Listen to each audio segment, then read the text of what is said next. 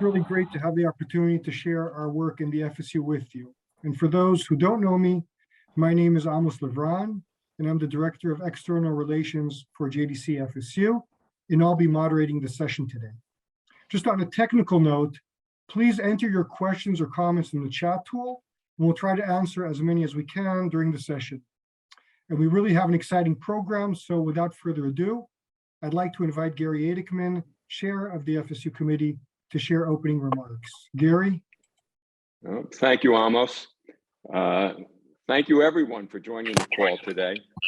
We have an exciting session planned.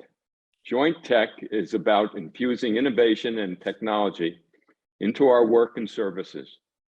Imagine what technology can do for our clients in the former Soviet Union. Isolated elderly Jews, many of whom live alone, far from family and care. Even before COVID-19, our clients suffered from poverty and isolation, struggling to survive on small pensions, often without family or easy access to the outside world. JDC has the unique capacity to harness innovation and technology to improve their lives because we know their needs well and have the ability to reach the most vulnerable no matter where they live. We reach approximately 80,000 impoverished elderly Jews across 11 countries, delivering home care, food, community connections, and more. COVID-19 drove home the need for these programs and accelerated their development. The already vulnerable people we serve were suddenly at extreme risk and cut off from neighbors and friends, isolating them even further. In response, JDC launched a range of technological innovations that enhanced our work while ensuring we could continue to meet the full range of our clients' needs. Today, JDC is positioned to build on these pilots, which will add an exciting layer of innovation to our efforts in the region. I would like to take this opportunity to thank the following partners for their support of Jointech: the Claims Conference, JDC board member Marshall Weinberg, the Jewish Community Federation of Richmond, and UJA Federation of New York. In particular, UJA New York partnered with JDC several years ago to begin exploring opportunities for innovations to the HESED system. Thanks to our partnership and collaboration, UJA helped us to identify the role of technology and its incorporation into our model of care for the most vulnerable Jewish elderly. Now, it's with great pleasure that I invite Stefan Oskar, JDC's Regional Director to the former Soviet Union, to say a few words. Just over 3 months ago, Stefan assumed his position, having previously served as the Managing Director of JDC programs in Europe, Africa, and Asia. Stefan will brief us on the strategic importance of Jointech. Stefan. Thank you, Gary. I'm very happy to see all of you here, and thank you for joining us. This is my first FSU Forum as a regional director, and I'm proud to have the opportunity to introduce you to especially FSU Jointech. As a concept and programmatic priority, Jointech was finalized only in early 2020, right before the pandemic hit. At that time, the FSU team identified the need to promote technological innovations and solutions to help maximize our impact, keep and widen our geographic reach, and doing so in a lighter footprint. And lighter footprint in this vast and diverse region we call former Soviet Union. As so many things around us, COVID unexpectedly accelerated the introduction and acceptance of the program for simple reasons. People were more isolated than ever. There was a need to connect while most, if not all, of the traditional methods were disrupted. The level of openness to new tools, equipment, practices became very high, and this was valid both for the clients but also to the local agencies and the professionals in the ground. What in a nutshell is the Jointech? It is a concept to apply innovations and technological solutions in order to maximize our programmatic impact, enrich and provide meaningful and timely support in the most remote and challenging conditions. As you hear often today, this is done with the help of three pillars: connecting clients, connecting caregivers, and connecting communities. My colleague Penny Miretsky shortly will dive deeper into each of these key elements. Before that, I want to share some reflections why I found Jointech so important and so strategically key for the development of JDC in FSU. Jointech is not only a network of various programs, but it is also a foundation that can help us base both new and existing services and promote a digital infrastructure to create more impact and more sustainability. In many ways, Jointech is a means to an end. We seek to take our work to the next level, and we understand that the proper way to do this is through integrating technology and innovation into our processes, programs, methods. This applies both to our social welfare services, but also to our community development programs. A key goal across all Jointech programs is not only to address the needs of the most vulnerable, but to do so while increasing community initiative and local ownership. A great example just from recently is a program called Food Security, which aims to improve the availability of food to the most vulnerable members of a given community. And it does so by encouraging local initiatives and collaborations and a level of local fundraising. Actually, in one of the meetings of the FSU Executive Committee, we mentioned the food security, and we mentioned especially the food security program in Kazakhstan, where in some very small communities, it has really changed the ground, and it can create a lot of new ideas and opportunities for community development. And for me, this example from Kazakhstan is very meaningful because it shows that no matter where in the world the Jewish communities are, and no matter how isolated they are, Kol Israel Arevim Ze Leze still continues to be very much of who we are, and they define our work. And this is something very important. Jointech has already shown its potential. In less than 18 months, it changed many of our ways to do things in the ground. And it is a concept which actually strengthens the ties between our care and community work and fosters more active and more caring communities. And this is something which we all cherish, and we think that we should only develop. In that way, and especially in a moment of change and expectations for a change, and identifying the needs for really ensuring the future of the Jewish communities of the FSU, Jointech has already proven that this is a key engine into the future and in these efforts. So I'm very glad that we have the opportunity to go deeper into this ecosystem of programs. And I want to thank you, all of you, for making this possible. Gary mentioned the supporters and partners without whom we really couldn't reach the point where we are today. He actually is very modest and he forgot one name. And I can share here that actually Gary Eidekman himself is one of the donors of this program. And I want to thank you, Gary, for really being a role model to all of us. Thank you, and looking forward for a very successful and good forum together. Thank you, Stefan. And as we embark on the first component of this session, the connected clients pillar, we'll watch a brief video highlighting the work of Jointech in the pilot city of Zaporozhye, Ukraine.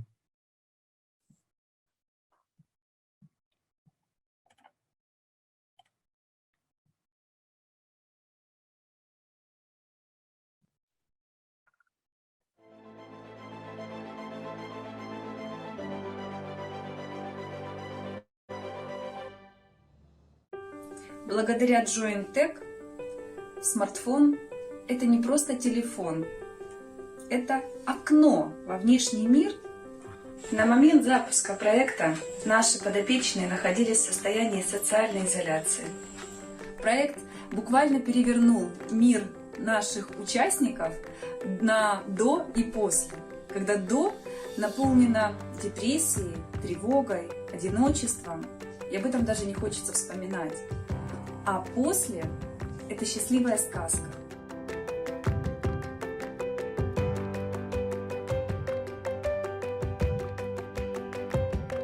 Практически ежедневно, практически от каждого клиента мы слышим каждый раз, что проект для них – это как глоток воздуха. Еще год назад казалось чем-то невероятным возможность проведения онлайн-программ для подопечных, но сегодня это часть нашей жизни. У нас есть и арт-психология, и израильские танцы, и театральная студия. Все это вместе дает хороший, разноплановый и глубокий контент. Выучим иврит и поедем на гастроли в Израиль. Да, конечно. Обязательно. Особенно я, 83 года, да. Когда началась пандемия, то у нас возник вопрос. К сожалению, на тот момент технической возможности у большинства наших клиентов было очень мало. Что мы можем дать нашим подопечным, нашим клиентам для того, чтобы они не остались за бортом сегодняшнего дня? Все изменилось благодаря новому проекту Jointech. Наша община является доказательством тому, что этот проект работает. Мы надеемся, что с каждым годом все больше и больше общин на территории бывшего Советского Союза будут подключаться к проекту Jointech, давая возможность своим волонтерам, сотрудникам, клиентам открывать для себя возможности этой удивительной технологии. Есть такие случаи, когда проект Jointech практически помог человеку возродиться после тяжелой, непростой болезни. Он был тем мотиватором, который включал человека каждый день, заставлял делать простые вещи, да? И день за днем, мало-помалу, наши клиенты возрождаются, включаются в социальную жизнь. Сегодня, оглядываясь назад на эти уже более чем 1,5 года работы в режиме карантина, мы понимаем, что именно в такие решающие моменты семья, община сплачивается и проявляет свои самые сильные качества. И большую часть, конечно же, нам помог в этом проект Jointech.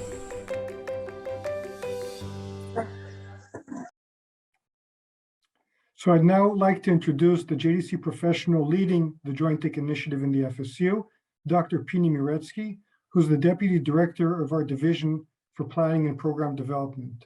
Pini will walk us through the structure of Jointech and share a bit about why the program is so important to our work in the FSU. Pini? Thanks, Amos. So I want to take you behind the scenes of this beautiful fairy tale, as Elena named it, in order to show you the logic behind it and the various layers that jointly contribute to its success. Let's start with the why. Jointech is a way to better perform on our mission. It is a tool that enables us to improve the lives of our clients and communities. Technology and innovation are not a goal by themselves. They are tools that we are leveraging for 3 main goals. First, we want to increase our reach and impact, as well as the engagement of our clients. Second, we want to develop new and improved cost-effective services and products that meet the needs of today, but also create the infrastructure to enable us to adapt to the needs of tomorrow. Finally, building on the results of the investment of JDC in past years, we want to further mobilize and enhance the community capacities on the ground through familiarizing them with innovative solutions across the globe and through providing them with technological tools that improve the connections among their members. However, a key component of all our digital work is maintaining the human touch and not just creating digital connections. The digital can enrich and supplement the human connections. It can free up more time for our dedicated employees to invest in these personal connections with the clients, and it can enable new doorways for new members to connect to their communities and opportunities to create meaningful impact and connections for the future. Jointech is based on 3 pillars that are intertwined: connected clients, connected caregivers, and connected community. Each of them brings value by itself, but it is the joining of the three that creates a magnitude of impact. One of the unique innovative features and added values of Jointech is exactly the crossroads between effective use of technology for non-traditional target audiences, elderly, home care workers, and the importance of the mission of JDC in the FSU. JDC thus has a unique position and a unique added value for all relevant stakeholders, from clients through partners and even startups and other organizations dealing with similar causes or similar target audiences. So let's drill into the three pillars in order to understand a little more about each of them. Connected Clients pillar is designed to increase our impact on the quality of lives of the most needy, assisting in the alleviation of loneliness and creating new solutions that enable them to enjoy our programs and even create more purpose and value for themselves, regardless of their location or physical mobility. We analyze the needs of our clients and are then able to create tailor-made solutions based on the possibilities and interests of diverse audiences, rich content for the digitally oriented, assistance with overcoming the barriers of using on technologies in order to enjoy the content for those owning technological devices but not mastering them, and even assistance with unique age-friendly smartphones with an operating system developed by an Israeli startup called E2C. During the last year, JDC has successfully constructed, piloted, and began scaling. We have analyzed the technological possibilities, needs, and interests of over 6,000 clients, gaining new knowledge that can help create the right solutions for our clients. We have distributed hundreds of phones to the most needy clients, thus enabling them to connect to our programs and the world outside of the confines of their homes. We assisted hundreds more in better utilizing their digital devices, thus enabling them also to connect to our programming. But the story is not about the technological aspects. It is the entire mechanism that starts with the real need on the ground, continues with effective and efficient technological solution, and runs through the specially developed training on technology for the elderly, realized by our dedicated staff and volunteers, and building on the years of specialization by JDC in creating rich and engaging content for the elderly. It is a great example of a situation where the whole is significantly larger than its parts. As you have seen in the previous clip, this program creates significant impact and importance, and you will hear more about this program from Anna Grigolaya from JDC Dnepro and Amir Alon, the CEO of E2C. So now let's talk a little bit about the second pillar, connected caregivers. While it is our intention to target staff in general as part of this work, we started with our home care workers who constitute for many clients the supporting hands of the organization.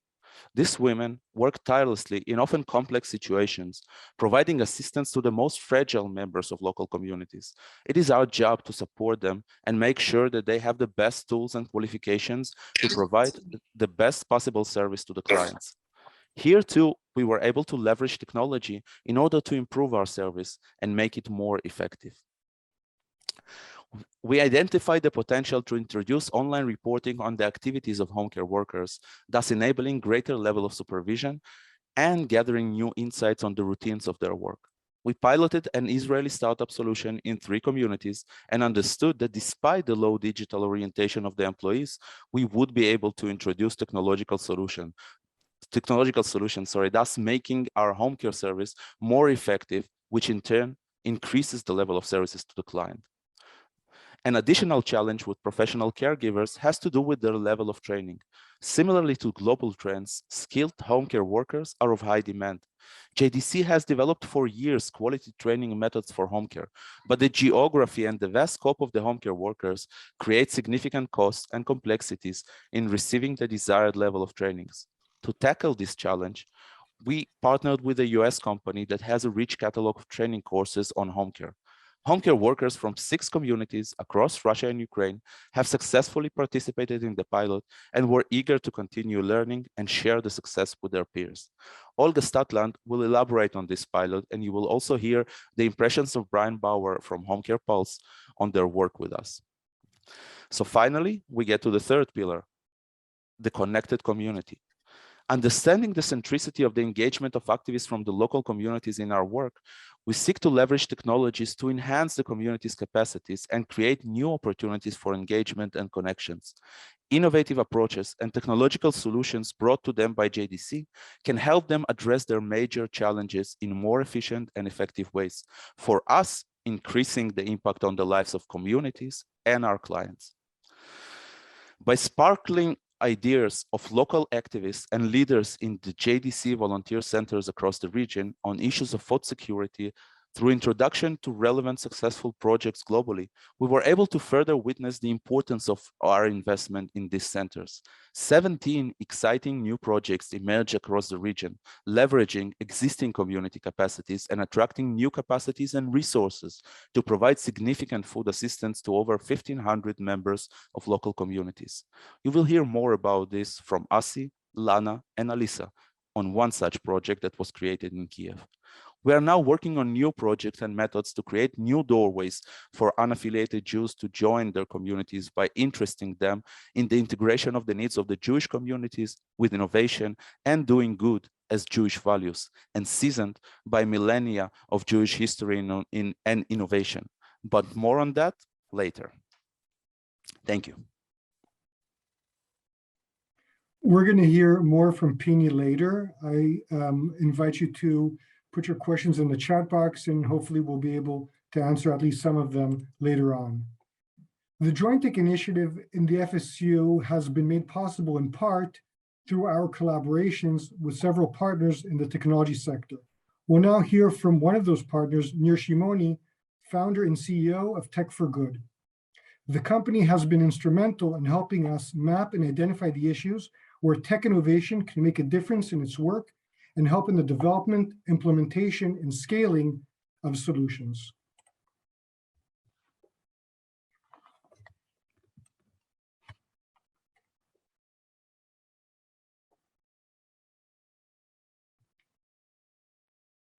In the past 2 years, Tech for Good had the privilege of working with JDC-FSU in building and executing Jointech. What started out as a search for tech solutions to specific issues has become part of JDC-FSU's DNA. We have witnessed the organization embrace innovation as a mindset and as a tool to achieve its goal and improve the quality of life of Jews in the FSU, throughout FSU countries. Tech for Good has been working with various organizations in the aging space. I think what makes Jointech so unique is the ability to execute and implement solutions on a wide scale. And it is achieved thanks to the amazing people that work for JDC-FSU, both in Jerusalem and in the field in various countries. I personally believe that what we've seen so far is only the beginning. Jointech sets an example for humanitarian organizations throughout the world, an example on how to embrace innovation and how to use it to scale, impact, and to make a difference on people's lives. I believe that in the coming years, we will continue to see the enthusiasm that JDC-FSU's employees have, and we will see more and more solutions really improve the quality of life of clients, and setting again an example throughout the world on how to use technology to generate scalable impact. It's my pleasure to now introduce Anna Grigolaya, Deputy Director of the JDC office in Dinap, which is also home to Zaporozhye, the pilot city of the Jointech project in the FSU. Anna is a veteran JDC employee who can share with us just how Jointech is working on the ground. Let's zoom into this one location and look at Jointech more closely. Anna? Hello, everyone, and we are proud to say that the Jointech solutions for elderly clients were piloted in our region in Zaporozhye Hesed, and we are very happy and inspired to see how these solutions and this project are demanded by Hesed clients and how much they are enjoyed by elderly people. A few months ago, some time ago, when we just started the project, most of these elderly people, they could not even believe that they would at all manage to use this modern technology. And it took JDC and Hesed professionals quite an effort just to convince them have a try and to help them start using it. But today, if we see that we started our pilot project in 2020 from just 100 elderly people, today we see over 700 elderly people using the project regularly, very actively, and benefiting from its unique experiences. And while we see that the project is very effectively responding the acute challenges of social isolation of elderly people brought by Corona, we see that it brought up other very important and long-term solutions for elderly people facing other problems. If we look at our region, we have today only 3 HESED centers operating the program, but thanks to the technology of Jointech, we managed to reach out clients living in 24 different locations. HESEDs have huge peripheries, small towns and settlements where HESED still can provide material support and other vital services, but in these places, people didn't have access to Jewish life for years. And today, thanks to the Jointech, we are able to provide them this opportunity. And there are people who, thanks to HESED online sessions, first time in their life, saw and heard the rabbi, for example. And this is really, really amazing opportunities for them.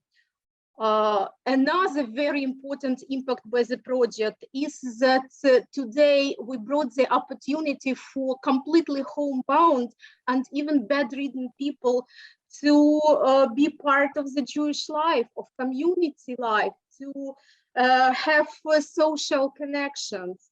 And this is absolutely unthinkable change for them. If we look at 700 clients who are using the project today in our region, we see about 30% of them living in peripheries, and another kind of 30% of them people who are homebound.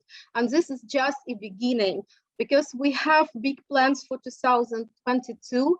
In our region, only 4 more HESED centers join the project this year, so we will be able to bring the whole new world actually to hundreds of elderly Jewish people.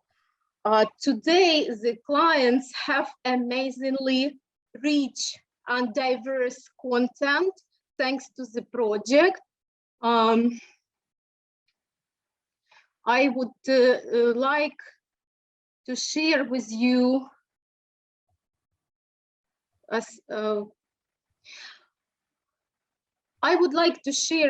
just the slide with the sample of the weekly program of Jointech in Zaporozhye, just for you to have a sense how diverse the programs is for them. So, when we started the pilot, we started with 2 or 3 very simple clubs.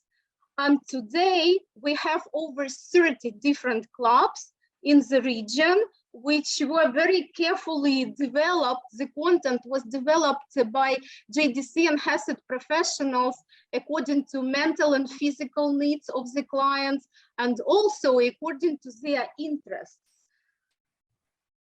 So their week is full, and most of them, according to the monitoring that we are doing, attend the program from 2 up to 8 times a week. I would like to share with you just one story of a lady. Her name is Lyudmila. She's 77, and she's from a small periphery town of Melitopol, periphery of Zaporozhye HESED. Lyudmila is a very intelligent person. She used to be very active. She was director of the kindergarten. She worked for all her life, over 40 years, giving all of herself to children's education. and she was very active in sports and have a active social life. Unfortunately, today she is living absolutely alone. A few years ago, she was diagnosed with cancer and she became homebound. And she was sharing her house with her sister. The sister passed away 2 years ago. She almost exactly when the pandemic started, and she found herself absolutely alone, homebound, and suffering terribly. And then the Chesed came to her and offered her this opportunity on the phone from the Jointech. And she tried. And the Chesed, as you see in the pictures, there is a Chesed worker helping her to training her how to use it. And today she is amazingly active. As you see, she's attending 6 different online clubs. And not just she's attending, she volunteered to lead one of the clubs, which is arts and crafts, because she's amazingly good at bead weaving and embroidery, and she's doing it on a regular basis for her peers. She is so grateful. Last Rosh Hashanah, she has a small garden around her house, and she offered Chesed on all the apples from her garden, just to take it and to share before Rosh Hashanah with her peers, other Chesed clients in this small town. This is, I think, amazing and very inspiring story out of many, many stories like that. And we are very happy that the project is developing and reaching out such people as Lyudmila. Thank you. Great, thank you, Anna. And there are quite a number of questions in the chat, which is great. We're going to answer a few of them now. I don't believe we'll have time for all of them, but we'll do our best. Penny, I'm going to address a few questions to you. The first is, has there been any resistance by home care workers using the program to track their hours in the service they provide? I'm going to ask you to just have 30 to 45 seconds for each question because we have a number. Sure. So thanks, Amos. So yes, it's not easy and it's a process, and it doesn't work with all of them. So I think most of them didn't say we don't want to, but we saw a significant process as people are joining, but then we saw a drop once we entered the GPS segment that tracks their actual location. We gradually saw an increase, but again, this is a process and this is not easy. Not all are in, and yes, this would require flexibility from us and understanding what are the right tools to try to find the proper solutions. Thank you. Great. Next question. Please provide additional clarity regarding access to technology, i.e. phones, access to internet, ability of elderly to gain proficiency. What percentage succeed in mastering the use of technology? So thanks. So I think one of the reasons that we went actually with the idea of smartphones is exactly because that gives us the basis and the infrastructure to go online. Most of our clients do not have Wi-Fi at their homes, can't pay for the internet, and can't even afford clearly a smartphone, but not even an internet-based package. The fact that we're giving them a phone with 3G gives us the basis for the internet. Regarding the percentage of people who succeed, so I should say that the vast majority of clients do succeed and are connected. I think one example that I am always sharing is exactly something that happened 3 days after the beginning of the first pilot in Zaporozhye. We started to do a run with the local rabbi, and out of the 100 phones that were distributed, again, 3 days later, 98 people joined on a Zoom session by themselves, which is amazing and was a great sign of success. Thanks. Last question for this round. Is there any thought being given to allow Jointech to provide security communications to our recipients in anticipation of a war or other hostilities? So as an anecdote, I can start by saying that in Kazakhstan, the clients are supposed to be getting, they were supposed to get the phones towards the end of December, but because of problems with supply by the local phone distributor, they will be getting them in about a week and a half.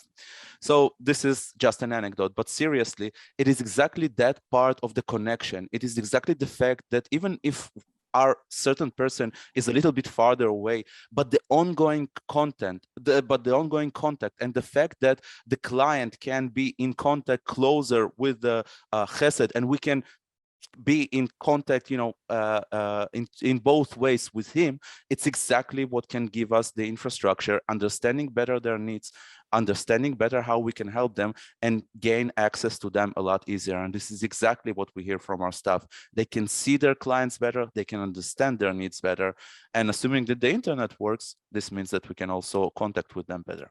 Thank you. Great, thank you. And hopefully we'll have time for additional questions later on, but we'll need to move on now, and we'll hear from Amir Alon, CEO and co-founder of E2C, the company which helped us develop the smartphone program in the FSU.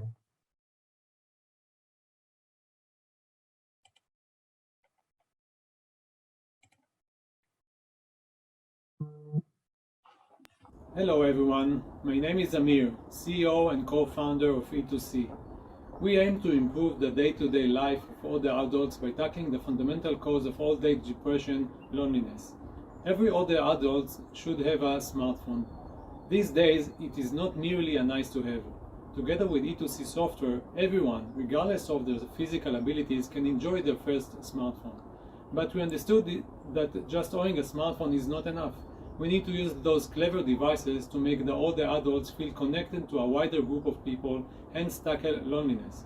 The project took my suggestion of using our new Zoom-based community platform. I will never forget watching a paralyzed man from Ukraine holding our smartphone on his bed, playing a bingo game with the rest of the group, and in saying how happy he is after such a long time. JDC-FSU is an exceptional entity. They work like a high-tech company. They organize, always seeking to improve, always striving to do good to as many people as possible. Our project is successful because they understand it is more than mere technology. Only a complete solution, including training, local content, support, a valid biz plan, good people, and amazing technology, is the right solution. I enjoy working with each person on the team in Israel and FSU, professionals and volunteers. With your support, I hope that in a few months, E2C services will make many Jewish older adults feel less lonely, either with our complete smartphone solution if they don't have a smartphone, or with our Zoom-based community platform app if they own a smartphone. We can make it happen. Thank you very much. Okay, so now that you know a bit more about Jointech and the first pillar of connected clients, we'll move on to the second pillar, connected caregivers. Olga Statland is the director of FSU Welfare Services for Elderly and Children at Risk, and she'll tell us about the new remote home care training program recently piloted in the FSU. Olga, please.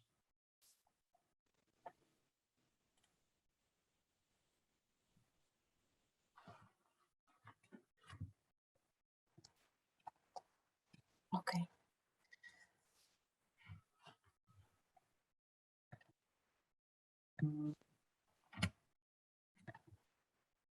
Sorry.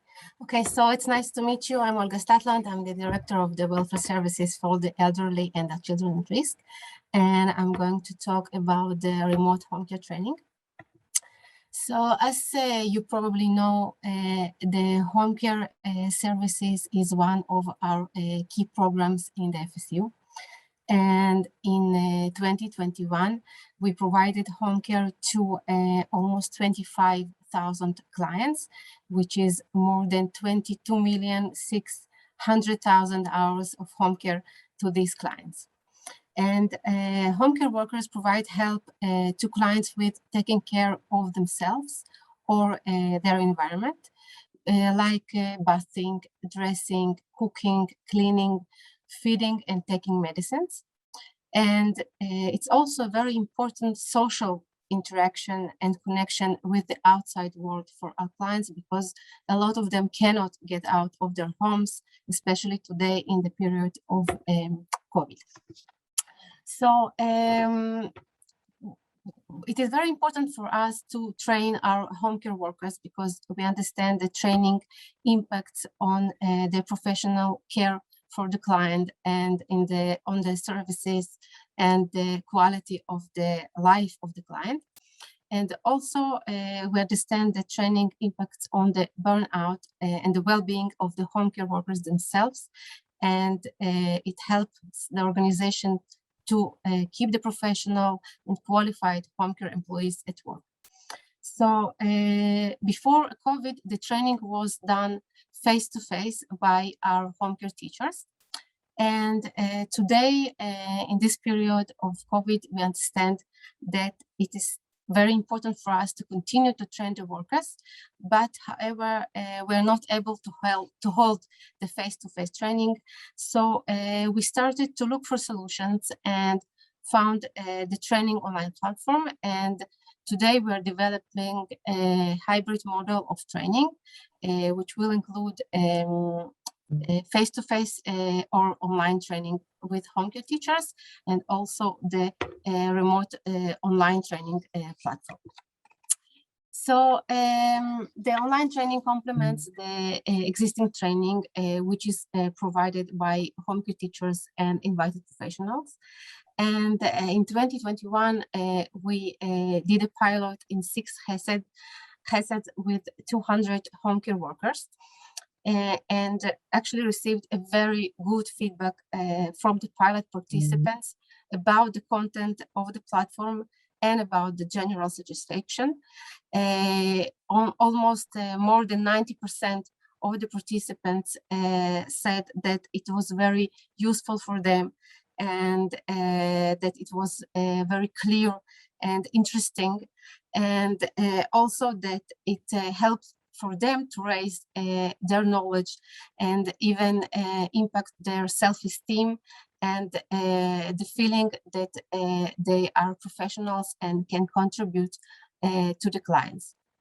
So the courses of the platform are on different subjects. For example, how to help the client with activities of daily living and personal care, how to work with clients with dementia, how to take care of bedbound clients, communication and ethical skills, and other different important subjects for the home care work.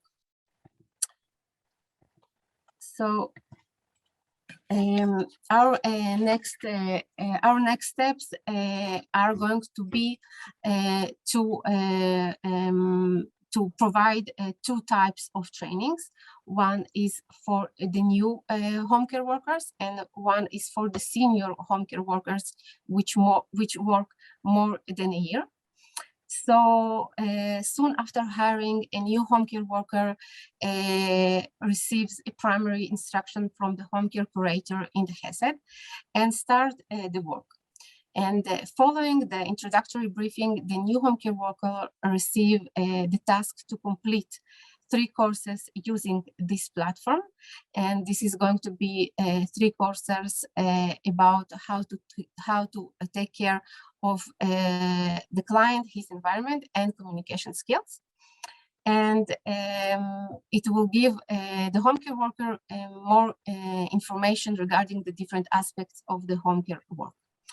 And after that, the new home care worker will participate in an online or face-to-face seminar when it will become possible with the basic home care teacher that will provide and give them answer to their questions, dilemmas, and other subjects. And for the advanced home care workers, we understand that the modules of the courses will be determined depending on the specifics of the work of the advanced worker, and it can be on a different subject. And we're planning that within a period of 3 years, every employee will go through around 30 courses. So that's it. And if you have any questions, I will be happy to answer. Thank you. Great, thank you, Olga. Just one quick question. What's been the reaction from the home care workers for this training program? Well, the home care workers were very excited, and some of them weren't sure that they will be able to use the platform, but they were very excited to participate. And actually, one of the home care workers said to us that she feels that it gave her a very big knowledge and an understanding that she's a professional and Oh, that it's a she safe can driving do her mode. Can you work. imagine? Sorry? Please mute if you're not presenting. If everyone could mute, that would be helpful. Go ahead, Olga. So they were very excited to participate and to learn, and they said that they feel like a very good professional, that they have tools and knowledge to contribute to our clients and understand better what to do in their work. Great, thank you. We'll move on to see a short video from our partner, Home Care Pulse, a US-based company. We developed this program together with them. We'll hear from Brian Brower, an account executive at Home Care Pulse.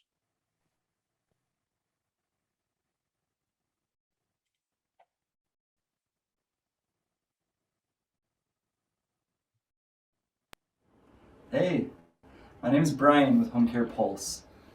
So Home Care Pulse, our vision and goal is to help improve the experiences of those receiving care and doing the caregiving themselves by helping agencies look at and track, measure their client caregiver satisfaction, helping them figure out their online experience and improving and growing that, as well as providing an advanced online learning experience to help caregivers grow in their career and stay with the company long term. In working with JDC, it really has been a great experience for all of us here. They've been wonderful to work with, they've been very nice and easy to talk to in our calls. They really aren't afraid to be direct with what they need. They're also understanding in what our programs can and can't do. We're very excited to work with them for this caregiver training experience, as well as any future projects. In rolling out our program to the former Soviet Union, we'd love to see great engagement from those care workers in using the platform, and we hope that they can really grow and learn the necessary skills to provide exceptional care to those that they're caring for. So for the third and final pillar of Jointech, Connected Community, we'll have a brief panel discussion with several people involved in the Food Security Initiative, which you're about to learn more about. Jointech is a means to an end. We seek to take our work to the next level. We understand that the proper way to do this is through integrating technology and innovative ideas into our processes, programs, and methods. And food security is an example of a new innovative project. And I'd like to invite Dr. Asi Kaniel, director of our Jewish Renewal Programs, to give an overview on the project and discuss its implications in the FSU. Asi? Hi, shalom. We support the neediest Jews in the FSU. However, there are still many others who suffer from food insecurity and have no access to sufficient and nutritious food. These might be elderly who are not Nazi victims, families at risk, and people with special needs. Last May, we decided to try to promote solutions for this problem using others' experience and also the community's innovation and creativity. We presented the Chesed directors and the volunteering coordinators food security projects from around the world, discussed them, the project with them, and suggested them to develop similar or other projects in their community. During the previous 6 months, 12 communities developed food security projects and provided food to more than 1,000 elderly, 500 children at risk, and 30 people with special needs. And I will bring some examples. In Kishinev, for example, the community decided to fight with food waste the same way that Leket Israel does it. They sent tens of volunteers to fields and to packing houses, and they collected the 1,200 kilograms of fresh fruits and vegetables that were provided to 40 elderly and 10 families at risk on a regular basis. Other volunteers used this opportunity and they consulted them on healthy nutrition. Another example is from the small community of Bishkek, Kyrgyzstan. They had a problem. 10 elderly received food baskets from the Chesed, but due to the fact that they have mental problems, they consume everything in a week. So what did the community do? They found a family that provided food regularly to each of the elderly. And besides, each elderly received a volunteer that advised him how to consume the food the right way. There are many other fascinating examples. Now I would like to ask our colleagues from JDC Chalom Kiev to present their project to Cannes. Great, thank you, Asi. And I'll now turn to Lana Sukach, the volunteer coordinator at JCC Chalom in Kiev, Ukraine. She's working on the food security initiative. And Lana, I'd like to ask you, first of all, how did you come to your current role as a volunteer coordinator at JCC Chalom, and what was your previous work in the Jewish community? Hi, everyone. Thanks for your question. Actually, I came to the community as a volunteer and an active member. I was a madrihim in camps and Shabbatons also, and I was a very active part of the community. And I have started from working with elderly people. We studied English a little bit. I worked in kindergarten in the community also. And after different kinds of volunteering and work in the community, I became to the role of coordinator of volunteers. Great. Can you share with us a little bit about the food security project in Kiev that you're coordinating? Yeah, sure. So the Tukan project is a Jewish charitable platform where active community members attending GCC events, buying tickets for Shabbats, online marathons, and etc., thereby improving the current situation. So help Jewish families, Hasid and GFS, who are going through a difficult period in connection with the COVID-19 pandemic. And the main philosophy of the project is that the community members attending GCC events, given zakah, and help other active families whose circumstances have become more difficult due to the pandemic. And we helped 50-60 community members every month, and more than 150 active community volunteers were taking part. Great, thank you, Lana. And we'll now hear from Alisa Lysenko, who's a volunteer at JCC Chalom in Kiev, who's directly involved in the Tukan project. Alisa, my first question to you is, why did you choose to volunteer at JCC Chalom? Did you have any past participation at the JCC? And what was your involvement in the Jewish community growing up? Thank you for this question. I would like to start with mention, then I was growing up, I wasn't very close to Jewish community. And then I was 13 years old. Sometimes I visit some lectures, but my involvement was minimal. All changed, then I go to university, and unfortunately my university didn't have any activities which was interesting to me. So then I find JCC Chalom. I just saw some post advertisement on Instagram and about JCC. I want to try myself in volunteering. So first of all, I choose JCC Chalom for openness.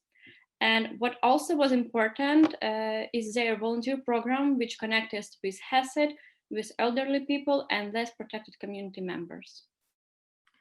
Did the fact that you volunteered introduce you to other activities at the JCC? I would definitely say yes to the fact that my participation as a volunteer introduced me to other activities in JCC because I have a great opportunity to try myself as a madrihim, as a leader of group. I also had a great experience to attend lessons about traditions, to celebrate some kind of holidays. And also what the most important, I feel like a part of community. And I want to add that's all about the idea of JCC, where every person can choose what they like and where they want to try themselves. Can you share one special memory or highlight from your work on the project?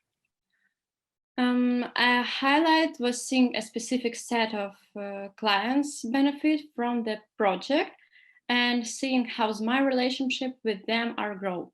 And I know one elderly couple, their name are Rita and Victor.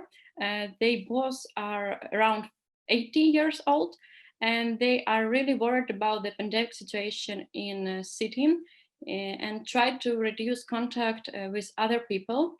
And even they avoid going out onto the street. So it's nice for me to see that these projects make life now, make their life now a little bit easier. And we also keep in touch, and we even share personal stories. For example, they shared with me that they had another huppah ceremony after 15 years of marriage, and it's a sweet story, and I'm glad to be a part of it. Great, thank you, Alyssa. Thank you. I'm going to switch back to Lana now. Lana, what was the community's reaction to the project? To be honest, the community members are excited about this project and they have found it to be very inspiring. They're very happy to be involved in good deeds to help people in their community and to see the result of this help. In fact, I would like to share a brief story of two clients helped by a volunteering project Tukan. In our community, there are two brothers that are Holocaust survivors, Kim and Mikhail, and they are in their 80s and live together. And as part of Project Tukan, a volunteer Yulia helped them by delivering them food packages. As it happens, their brothers and our volunteer Yulia live side by side, and through meetings in Project Tukan, they began to communicate in social networks and ultimately texting one another. And now we can say that this project has brought more than just aid, but also friendship and intergenerational bonds. Thanks, Lana. One more question to you. What were some of the challenges in launching and implementing the project? And what is your goal for 2022 for the food security project in Kiev? If we speak about challenges, it was mainly the pandemic situation and quarantine restrictions, such restrictions to public transportation or issues of social distancing, which proved challenging for our work. And for example, it was very difficult to find safe ways to remain in touch with our clients and to continue performing our typical functions for them. However, we succeeded in adapting and finding new ways to stay connected with our needy elderly clients and families. And if we speak about goals, our goal for 2022 are to help even more people and to organize bigger and more recognizable charitable events through the project. Thanks, Lana. We'll finish the panel with some closing remarks from Asi, who will share some next steps for the food security program. Asi, please. Yeah. These examples show us how the community's creativity and innovation can solve the problems while strengthening and developing the community. If last year we started with 12 communities who were involved in the food security initiative, this year we already support 19 communities who do that. And besides, we plan to do projects not only in the community level, but also in the country level. For example, we just now started to negotiate with food chains in Ukraine who have customer clubs. So each customer receives points for purchasing food in the store. And the idea is to develop an application with the food chains that will let the customers donate their points to elderly who suffer from food insecurity. There are many other interesting ideas, some of them involving also tech ideas, and I hope to be able to share some of them with you next year as success stories. Thank you. Thanks, Asi. Thanks, Lana and Alyssa, for participating on the panel and for your active role in promoting innovation in the FSU. We're going to take another 10 minutes or so. We still have one last presentation from Pini, who will share with us some of the future plans for Jointech in the FSU. So if you can stay another 7-10 minutes, that would be great. And Pini, I'm handing it over to you. Thanks, Amos. So after hearing about our programs and achievements over the last year, let's talk a little about what are our goals for 2022. We'll briefly review pillar by pillar, but I suggest to note also the interconnections and the holistic scope of this project. In the field of connected clients, our goal for this year is to significantly scale this project. From many hundreds of connected clients today, we strive to reach 15,000 connected clients by the end of the year. Just to give you the perspective on this figure, this is nearly a quarter of all our clients over the age of 65. Clearly, to succeed in this will require a very intense pace of work from us in the coming years. during which we will reach nearly all the communities across the FSU. These volumes of clients will require a significant upgrade to the local solutions for the online programming in the communities joining the project and providing rich content to all the participants. We are now working on creating an online environment for sharing the content of various communities to enable the other communities to share knowledge and materials to make the online content more effective. In addition to that, we have identified two fields in which we want to find innovative digital solutions. These are cognitive decline and fall prevention. We are currently examining some solutions and hope to be able to pilot some of the more relevant ones later this year. In the connected caregiver pillar, we are seeking to scale the remote home care training solution to all the communities by the end of the year. This would translate into thousands of home care workers in the various countries who would be able to receive ongoing in-depth training that is very relevant to their work, thus improving the level of service to their clients. In addition, we hope to be able to scale further the solutions for online reporting and create more efficient mechanisms for supervision over the work of our home care workers. Finally, we would like to explore the potential creation of an online ecosystem for the home care workers, targeting different aspects of employee retention, such as support groups and online communities.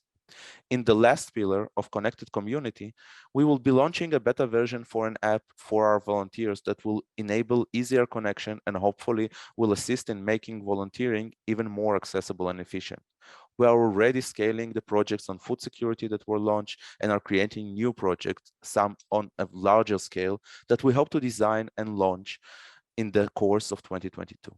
Finally, we are now working on designing a space that will enable attracting many unaffiliated initiative people who might not be finding their place in the existing structures of the local Jewish communities. We believe that through engaging them in high quality content on innovation and technology for social good, intertwined with issues of Jewish values and identity, we would be able to create new doorways to attract them online and emerge them into the lives of the local communities offline. We have a lot of work in front of us for 2022, but the sparkle in the eyes of the clients, volunteers, and staff keeps us going. Today, through your support, we are developing the basis for supporting the hope of those who will need us in the future. Thank you. Great, thank you, Pini. We'll take another question or two now before we wrap up. One question here is, can you tell us any issues surrounding the use of these phones? And I'll expand that to additional challenges that you see in Jointech. Thanks. So yes, there are issues clearly with such a vast program that we're developing from scratch. So I have, just to give you one example, in Russia, there is a need to register all clients everybody who receives a phone line or somebody else pays for the phone call. So that means that we need to register the clients on a governmental website, but the clients need to have access to that governmental websites by themselves. What happens if they don't? What happens if an elderly that can't go out, especially during the pandemic, needs to go and create and verify his identity or her identity for the use of the portal? So what we're doing now is we're using our volunteers to help them train and help them gain access. Luckily, our bank card program is with a bank that can validate the identity of the clients. So these integrative solutions, and again, these possibilities of enhancing and using our community capacities are the ones that are enabling us to launch and use and scale these programs. This is one example. The other example, like Amos asked, is what happens if we're trying to do something in a field that is not developed enough. For example, we have for the last, I think, 6 months or even more, for a year, we are looking for very good cognitive decline solutions. But what happens if the startup is not mature enough? We're starting the negotiations, the project looks good, but then as you go and drill down, you understand that the startup is not ready or is not ripe to do a pilot at this stage.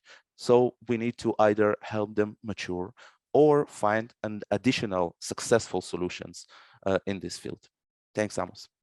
Great, thank you, Pini, and thanks to all of you for staying on an additional few minutes. And I'd now like to invite Gary A to come in to close the session with final remarks. Gary, please. Thank you, Amos. I would like to thank all the speakers and to thank all of you for participating today. Our work to save Jewish lives and build Jewish life in the former Soviet Union is more critical than ever, and Jointech is taking our care services, so essential to the lives of our elderly clients, to the next level. The innovations you heard about today directly improve the lives of our elderly clients. Thank you again for your participation, and we look forward to continuing to update you on the exciting developments of Jointech in the region. Thank you all and have a good day.